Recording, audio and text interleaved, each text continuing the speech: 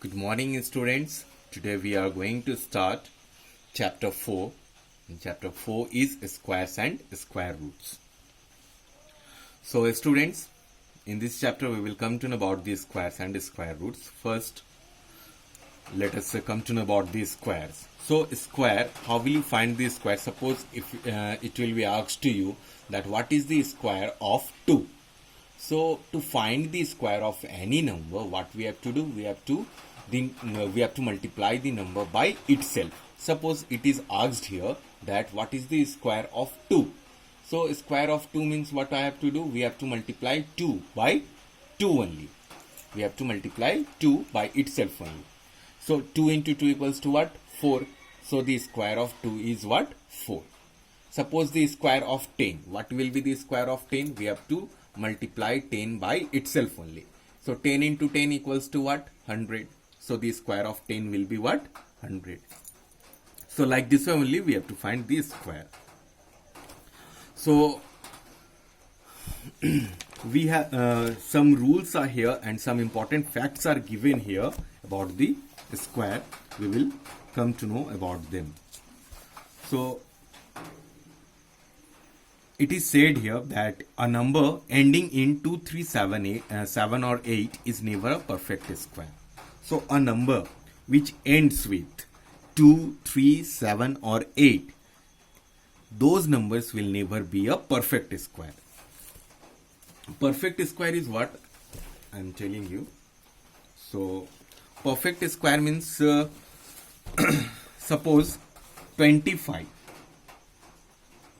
So 25 is a perfect square. Why? Because we are having a number which we will multiply by itself, then we will get 25. Okay, for example, 5 into 5 equals to 25. That's why 25 is a perfect square. But let us take 26.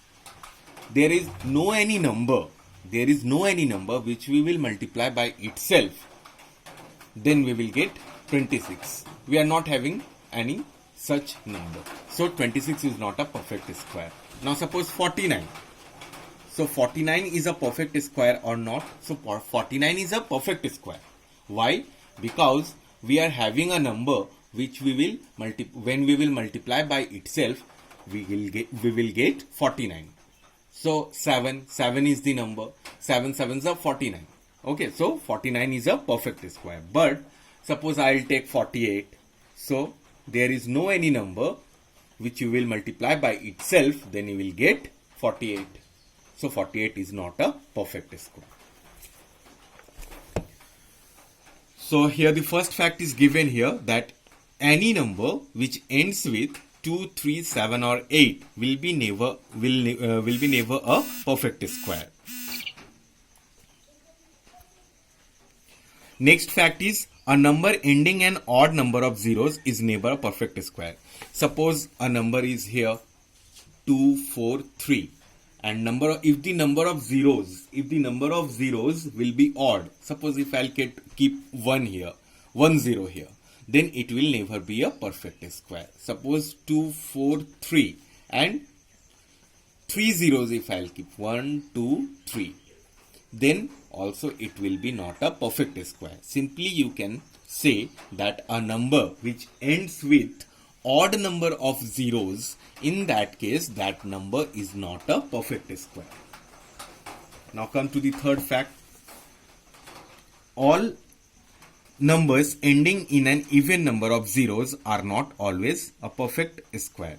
And always if a number is ending with even number of zeros, then it is also not necessary that it will be a perfect square. Okay, suppose 200 is given here. The number of zeros are here even, but then also 200 is not a perfect square.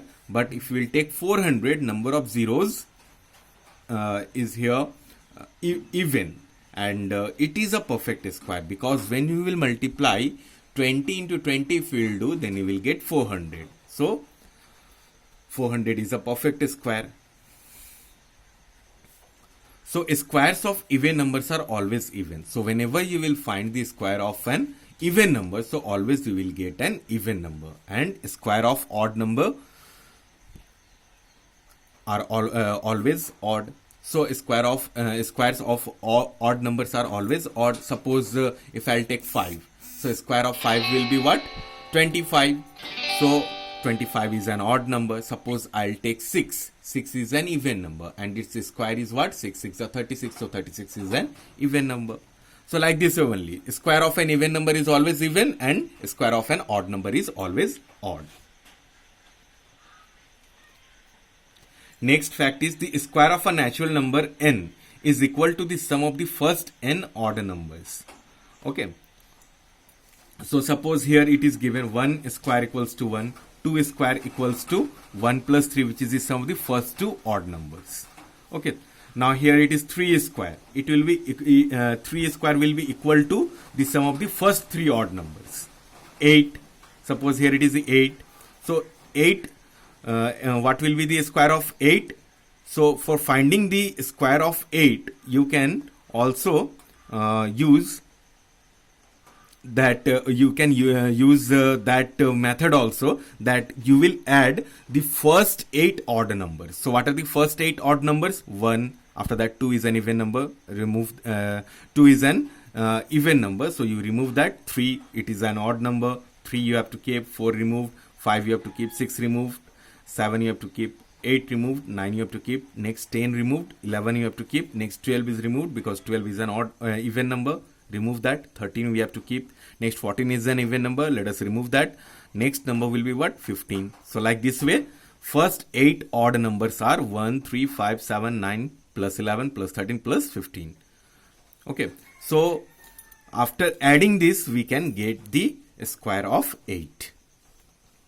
So I think all of you have understood. So when you will go through these facts, then you will understand it more nicely. So you will go through all these facts. The difference of the squares of two consecutive numbers is equal to the sum of the numbers. Suppose n plus, here it is given, like this way you will understand it more nicely. 11 square minus 10 square. So 11 square equals to what? 121, and 10 square equals to what? 100, equals to what you are getting? 21. Okay. So now like this, you can easily find out 11 square minus 10 square. So what we will do, we will just add the numbers. 11 plus 10 equals to what we are getting? We are getting 21. Okay. So, but you can use this method only when the numbers are consecutive. Okay. When the numbers are consecutive.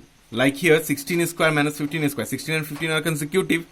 So 16 square minus 15 square, simply what we will do, we will add these two numbers. 16 plus 15 I will do. Then what I will get? I will get 31. So that will be the answer. Okay. Next one is, a perfect square leaves a remainder of 0 or 1 when divided by 3.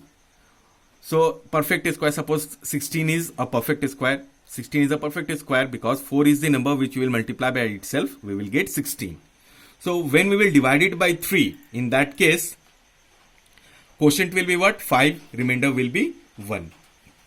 So it is said here that if the number is a perfect square, then when we will divide it by 3, in that case, our remainder will be 0 or 1. Now next 36. 36 is a perfect square. Now when we will divide 36 by 3, what we will get? We will get 12. Quotient will be 12 and remainder will be 0. So in all the cases, if the number is a perfect square, then when we will divide it by 3, always our remainder will be 0 or 1. Between the square of any two consecutive numbers n and n plus 1, there are 2n numbers which are not perfect square, which are not squares. Thus between 2 square and 3 square. Okay, if you have to find how many non-square numbers are between 2 square and 3 square, then what we have to do? Simply we have to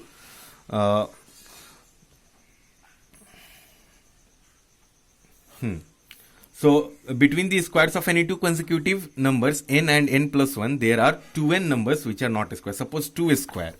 Here we are having 2 square and 3 square. So how many non-square numbers are there? Then what we have to do? We have to use the formula 2n. That means this one. This I have to do. That means 2 into 2 I will do. Then what I will get? 4. So 4 is the answer. Okay. Suppose 5 square and 6 squares. How many non-square numbers are there between 5 square and 6 square? Then what will you do? You simply will use the formula 2n. That means 2 into 5 you will do. What we will get? 10. I think you have understood. So now come to the question number. Now come to the last fact, that is 3 numbers a, b and c forms a Pythagorean triplet if a square plus b square is equals to c square. So students, this Pythagorean triplet is very important. So you keep it till here. Next day I'll explain it very nicely.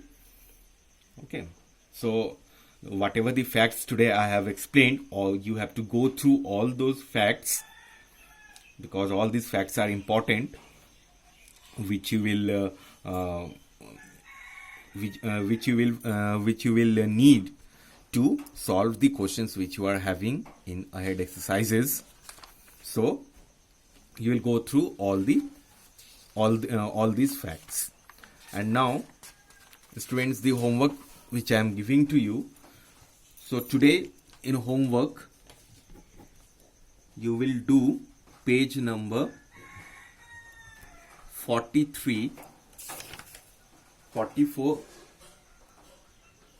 and 45.